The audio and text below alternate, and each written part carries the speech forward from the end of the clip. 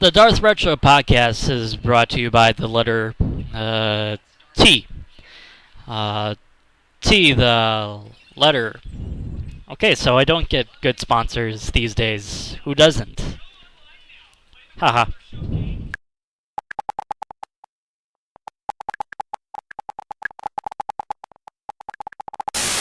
The Darth Retro podcast is a free-flowing conversation that occasionally touches on intelligent subjects, but mostly just sports, music, and life. And now, here is your adorable host, Tom Wagner. And welcome to the podcast. This is being taped on kind of a cloudy, little warm Tuesday afternoon in this September. Excuse me. I almost said this December. I just get myself. Anyway, so it's pretty much a kind of a cloudy day here in the old Fargo, North Dakota. As kind of the usual. Somehow or another, it always becomes cloudy whenever I do this podcast. I don't know if it's a sign or something, but who knows. Anyway, I hope you all had a very good weekend. I know I did after watching week one of some NFL football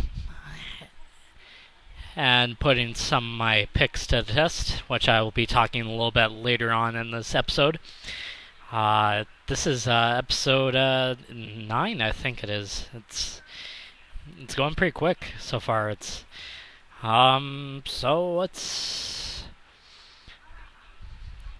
So I can't wait to get started on this episode of this podcast.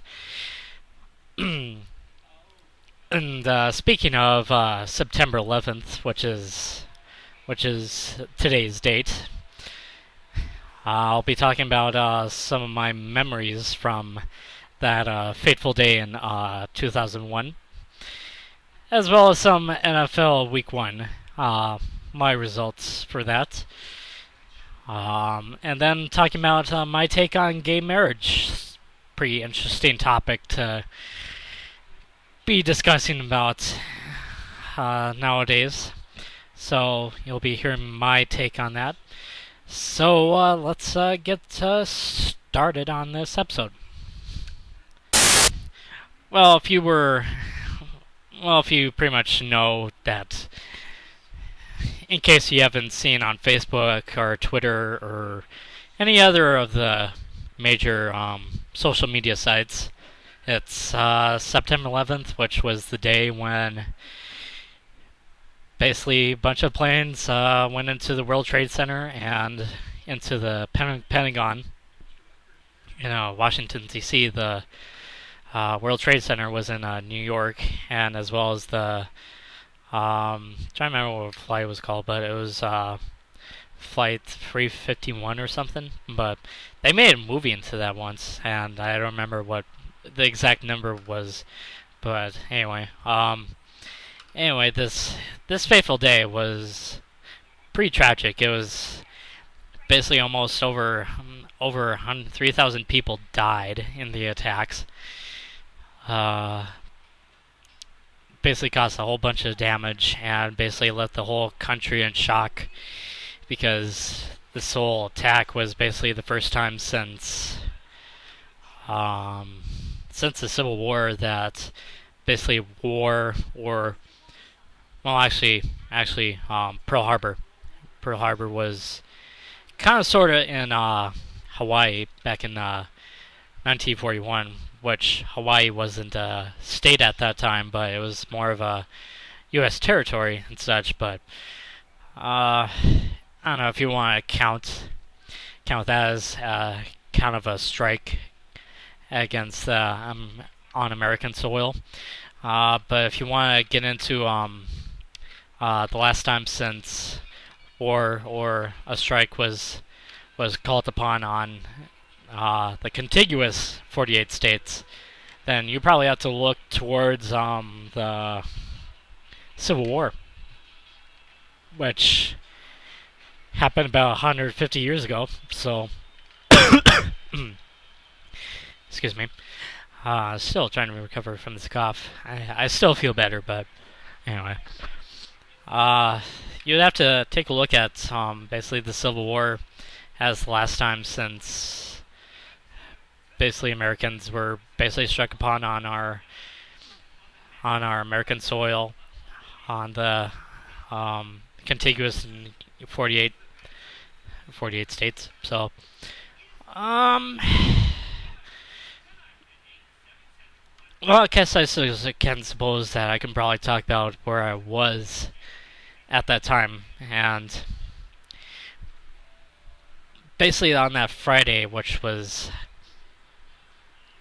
if I think about it, it was September 7th of that year in 2001 that I came down with a cold, or actually, a cold doesn't really um, make any sense with it since it was actually kind of the more of the nasty flu bug.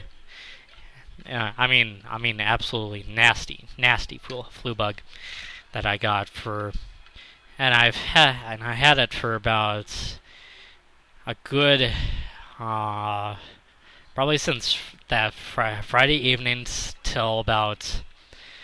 um, till about Tuesday. So, um, anyway, I basically came down with that cold, so I was basically left to be at home for about a good number of days, and I was at home for a good portion of Tuesday afternoon, pretty much the whole day on Tuesday. So, um, on that Monday before, actually remember because it was kind of like a parent-teacher kind of thing, like parent-teacher conferences, like for like kind of a recap of what's happened over the last few weeks. And the grade I was in was seventh grade in Ben Franklin Junior High. It's a middle school right now, but at that time it was junior high. And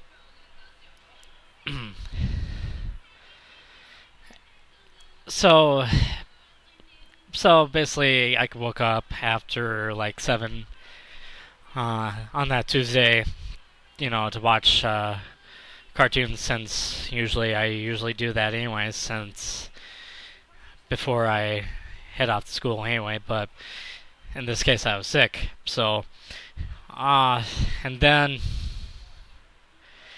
about around 8 o'clock, which was probably nine out of the East Coast, and I received a call from a friend of mine, which I still am friends with him now, but his name is Cody. But anyway, he mentioned that something's happened in New York, and that he suggested that I should take a look at, change the channel and such. So I did, and pretty much for the rest of the day, I pretty much watched CNN basically the whole entire day, and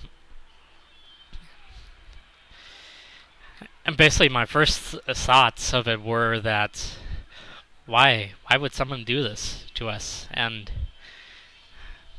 why would someone have the nerve to strike upon on U.S. soil when we've been basically doing nothing, when basically we did nothing to harm you and such. And my next thought was, well, is everyone okay? And basically, once I turned the channel to CNN, basically they just kept on showing video of these 2 towers in smoke. And then later on, another plane goes into the World Trade Center, and then basically the few moments later, the towers collapse, and basically you get word of another attack on the Pentagon, and another attempted attack, but was foiled on in Pennsylvania, which was en route to hit the White House. And I don't know. It seemed I was absolutely in shock. I didn't I couldn't believe it. I I mean those victims basically did nothing to they basically did nothing to anyone. I mean they were just New Yorkers, and they just seemed like a normal day. Just go to work and not have to worry about having a plane crash into your building. And that's just sad. I don't know. The whole word "sad" just doesn't compare to what truly happened on that day.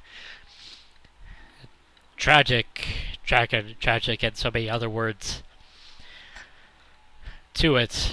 Just are just amazing. So, sort of the aftermath of the whole thing was I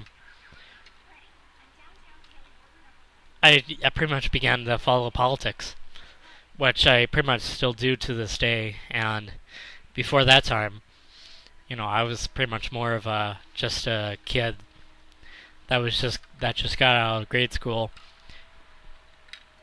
and into middle school or junior high, and trying to get used to this idea that here I am changing and into basically becoming a man. And so yeah, I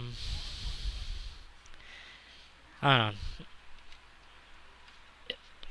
For pretty much the rest of America, it seemed like a wake up call to for at least for a moment, for the first time since World War II. Basically, America was basically united. And basically, Democrats and Republicans were basically joined together in one force, and Americans, whether what skin color or age or gender you were, you basically wanted America to succeed, and we certainly did when we basically took out Al Qaeda months later. And basically, America basically believed that Afghanistan was basically the one war that we believed in, and so yeah, I still believe that we were. I don't know if it was more of a belief, but it's more of a. You can say all you want about whether if there was a conspiracy towards 9/11 and that all that stuff, but I don't know. It seems to me that 9/11 was more about the victims and more of the first responders that went into harm's way, the firefighters, the policemen, the ambulance people that were basically the first responders to respond to an attack on America. So, I don't know, you can say all you want about the 9/11 conspiracy and such, but I don't know. Anyway. I don't know if I want to say anything else about it, but I always will remember that day, pretty much like any other American, and I still feel bad about it. It's sad. It's unbelievable. But anyway, enough of on this subject and such. So let's continue on to the next topic. So 1 week of NFL action is in the books, and basically about 16 more weeks left to go in the NFL season. So taking a look at basically week one. Basically, you had a whole lot of blowouts. You had a lot of close games. You had a lot of ugly games, and then you had basically a lot of just basically a whole lot of mix of games. And probably one of the hugest shockers that I saw in week one was the Saints. I mean, where did the Saints go? I mean, basically it seemed to me that the Saints offense looked absolutely out of it. I mean, while RG3 was marching down the field like he was Drew Brees, and Drew Brees seemed like he was Robert Griffin III. But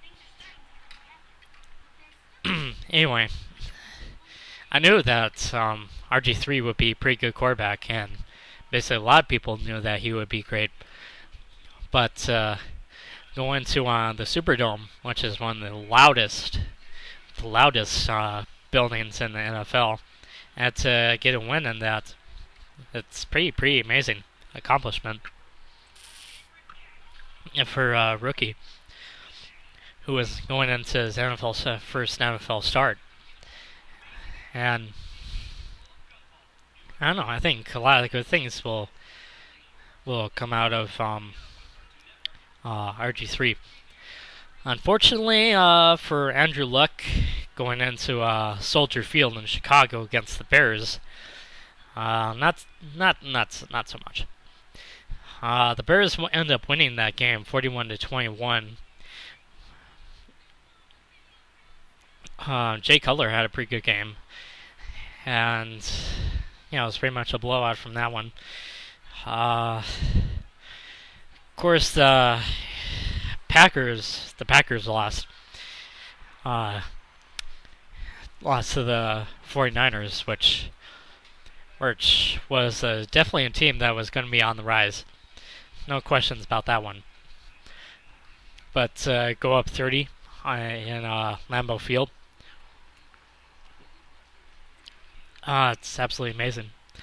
I have to give Alex Smith quite a bit of credit for a lot of that one. Even though that the 49ers upgraded quite a bit on weapons. I mean, Randy Moss, pretty good choice to pick him up. So, it seemed to me that the Packers defense still needs a lot of work.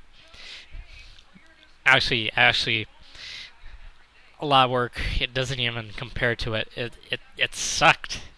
That's what it was. It sucked. I mean, Woodson and Matthews were pretty much the only people that did anything worthwhile, and it's absolutely ridiculous how our defense basically ran around with their heads cut off, and while the 49ers were storming on our field, our backyard, basically running us over. So, in terms of officiating, that game comes second towards the Seattle and Arizona game. 4 to 5 false starts on the 49ers. Quite a few bad calls for the Packers. So both teams got a lot of breaks from the refs. So very interesting game, to say the least. But another game that I watched quite a bit was the Steelers and the Broncos. It was basically a great win to begin the Peyton Manning era in Denver, and Peyton Manning had a pretty good game. Actually, a really good game, pretty much like his old Peyton Manning Colts numbers. Basically, 2 touchdowns for 300 or 235 yards passing, and quite a few rushing touchdowns from Noshan Moreno. And it was actually a pretty good game until Ben Roethlisberger threw a pick six to Tracy Porter towards the end of the game, and I'm pretty sure Peyton Manning was like, "See, Ben, you know what it feels like to be picked up by Tracy Porter." So, So, anyway,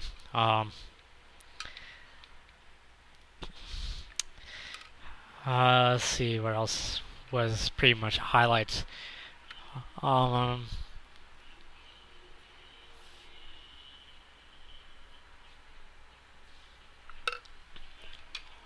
good game against in the Jaguars and Vikings game. I mean, it came down to overtime with the Vikings picking up the win, and I thought the Vikings would do a lot better than that, but I guess win is a win, I suppose. But when you play against the Jaguars, who did better than the Vikings, I thought the Jaguars could have beaten them easily in the Homer Dome, but I suppose the Vikings should have won that game also. It was actually kind of more of a toss-up. And another toss-up game was the Jets and Bills game. I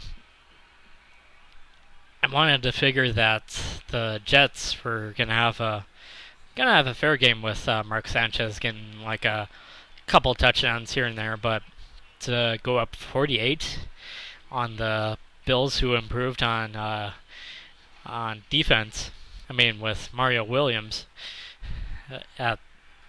as one of your best linebackers, it's kind of a shock. But anyway, so going into next week, in a couple days, on a Thursday night, the Packers play against the Bears. The Bears. And in the words of Bart Scott, I can't wait. Can't wait. I can't wait to beat the Bears and get our first win of the season. And hopefully we can do that. So, in terms of that, I'm pretty much done with NFL Week 1 picks.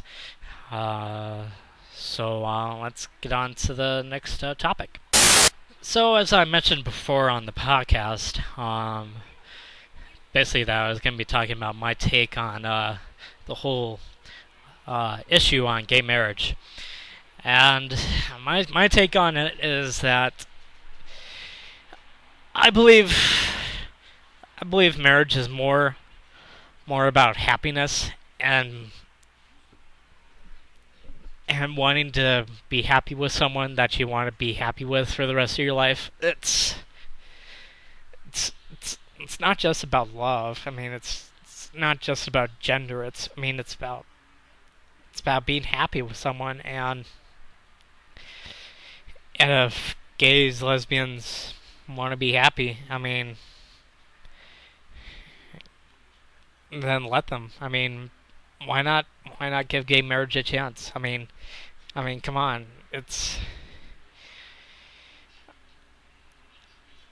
Where's the happiness if you can't give gays and lesbians that chance to be happy? It's not just about gender. It's about consummating that happiness towards that other person that you want to be happy with for the rest of your life. Just give it a chance. Why not? People want to give peace a chance. People want to give um, free healthcare a chance. I mean, people want to give, I don't know, a lot of things a chance. So why not gay marriage? I mean, I want to see gays and lesbians happy just about as much as they do. Um, so I'm sure you're probably asking me, well, Tom, you're a straight guy, and you basically like girls, so why such the stance on gay marriage that you just want to see um, gays and lesbians and bisexuals happy? Well, basically going getting oh, this is a kind of a story, but um, I kind of knew about what it meant to be gay and like gay or lesbian or bisexual or transgender, but um,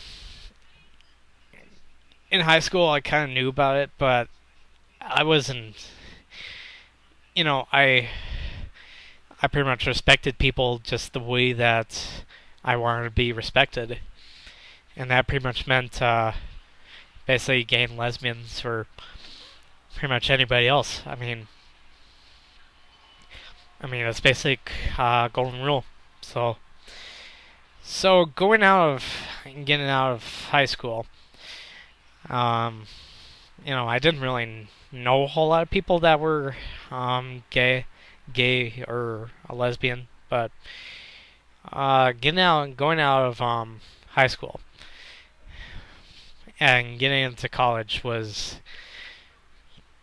it certainly opened my eye about learning about more about the whole science of gays and lesbians. I mean, it's not their choice to become gay overnight. I mean, it's something that they were born. That they were born with, and basically you can't really change that about people. And it's and I guess you're wondering where's the point in this, and basically my sophomore year, which was in 2008, basically on the first hall council meeting, which was kind of the governing body of the residence hall that I was in, which was Grantham Hall, and they basically had three halls representing the whole, and that was Nelson, which is basically like a cylinder. People like to call it the beer can, just to make fun of it. But the second one was Grantham, which was pretty much connected to Nelson Hall, and then there was Holmquist, and basically my sophomore year, Holmquist, I think some parts of Holmquist were condemned, basically because of structural faults, and somehow or another. But so it was basically more of Nelson Grantham Hall Council. And anyway, and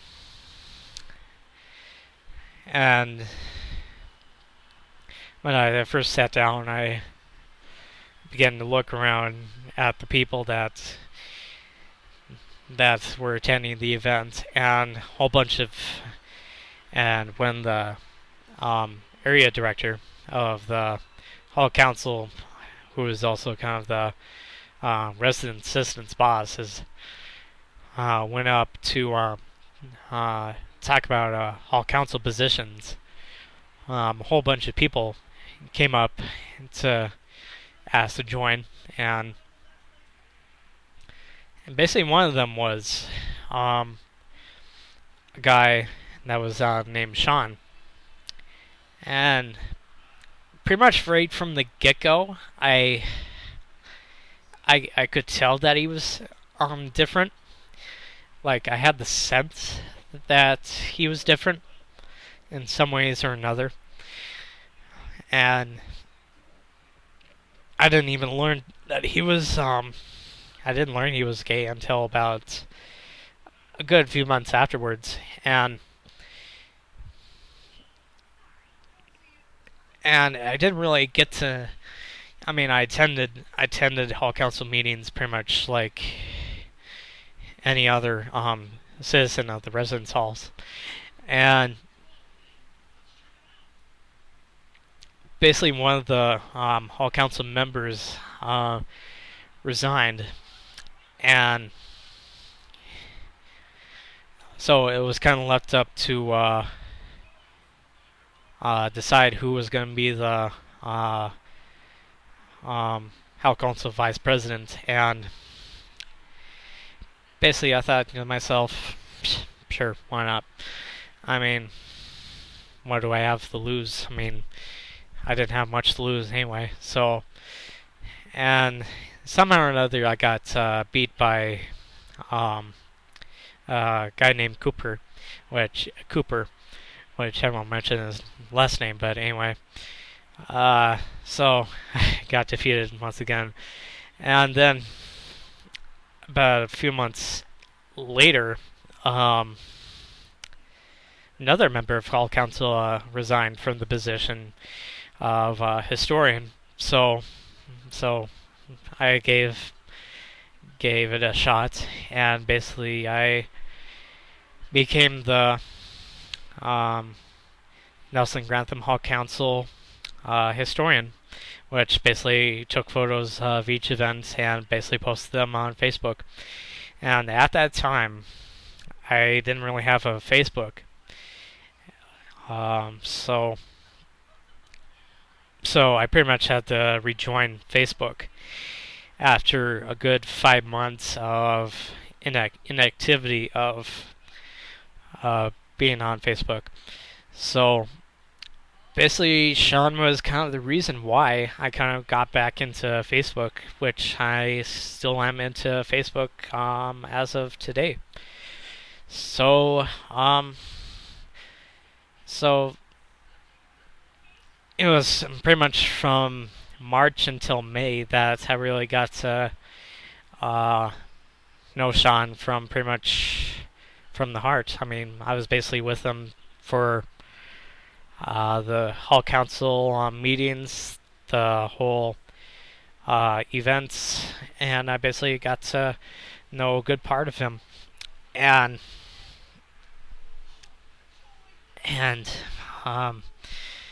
basically to talk about him, he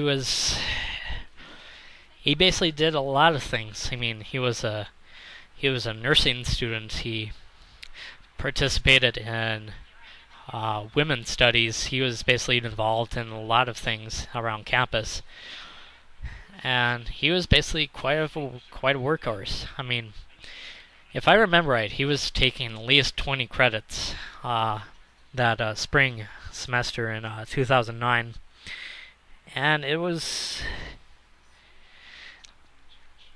interesting to watch. It was interesting to watch him work, because pretty much he was, if I remember right, he was always busy. I mean, he had so much stuff to do, along with doing the hall council stuff, along with being a student and being a student.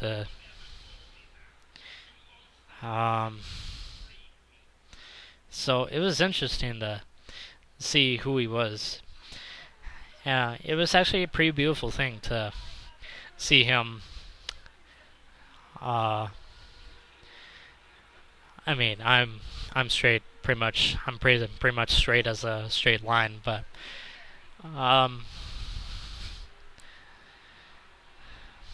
he was more of kind of. He wasn't more of a. He wasn't a deep. He wasn't a close friend, but he was. I considered him to be a friend and such. And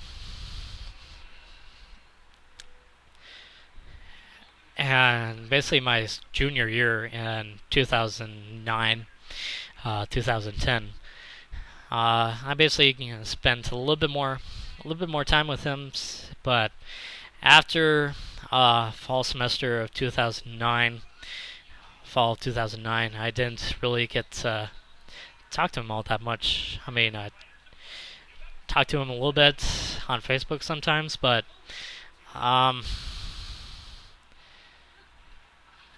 so so I kind of wish that I kind of learned a little more from him, but um, I'm certainly happy with uh, my relationship with him, which was pretty good. Um, and then sadly, uh, this past May in 2011, he committed suicide. Um, so so it was. I don't know if it really hit. I mean, it certainly hit home, at least for me, and certainly a lot more.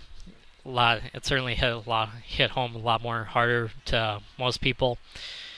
Uh, my thought was, I was sad. I mean, uh, I mean, basically he had a great life. He just uh, basically took his life and it too. His life pretty much ended too soon, and it it was sad. I mean, I didn't. I haven't. I've had plenty of experiences with the pain of loss, with people just dying of certain diseases and such. But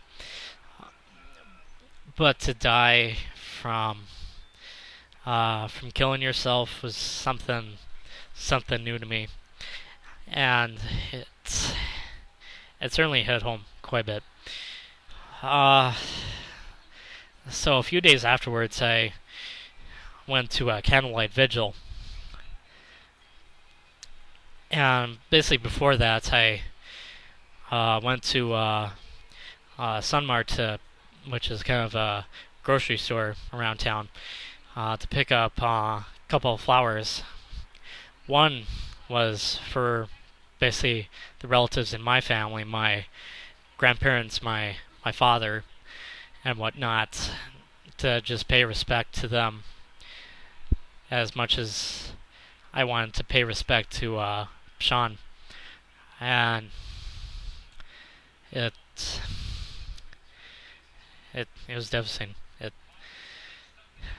It seemed to me that if I really wanted to pay the respect to one person, I had to pay respect to the people that I have lost in my life, and just seemed like a good thing to do at that time. And afterwards, after the candlelight vigil was kind of over, I didn't speak at the candlelight vigil and whatnot, but because I was kind of more of I was trying to hold back the tears and whatnot, but basically I wrote a poem kind of commemorating his life, and basically the poem goes as such: "You should have seen it. Tens of hundreds of people came to see you, from the smallest child to the eldest man or woman. Millions of candles with their glowing light shined in the darkest of night. You should have seen it. The candles dropped tears of glow, same as the many tears shed for you and your smile. The flowers that bloomed, the posters that showed you, the writing of words and phrases of people that were amazed by you, and the stories that they remember so cherishingly. You were different, that we could relate. You gave the most positive energy that blew us away. You were an inspiration that inspired many people. You always cared for people, and people always cared for you. They will always remember you. You died too soon. like a candle in the wind. You should have seen it. And basically, I use that poem pretty much every time. Uh, Basically, 2 times during a talent show that was put on by MSUM. Just kind of more of a commemoration of his memory.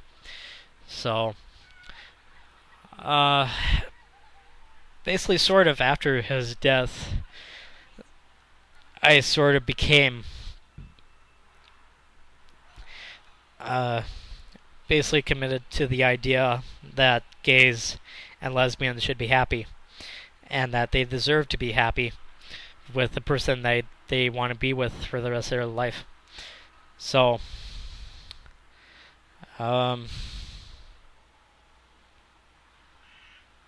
anyway, um, so Sean was pretty much kind of inspiration to what I believe now today, in that gay marriage should be legal in pretty much the United States and around the world.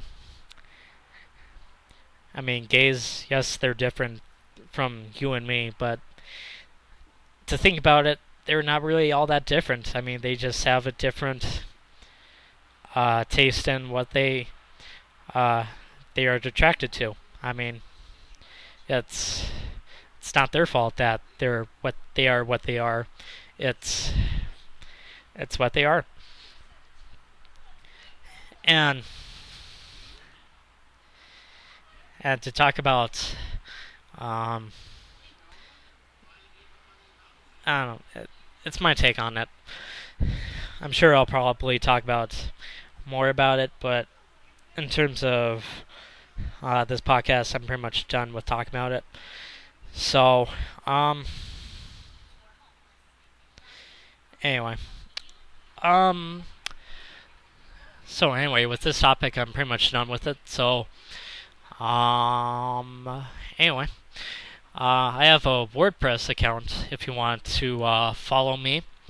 It is Darth Retro at it's darthretro.wordpress.com, and definitely go ahead and follow me if you want to. So anyway, so I will probably talk to you all sometime soon, and in time for episode 10. Anyway, peace out.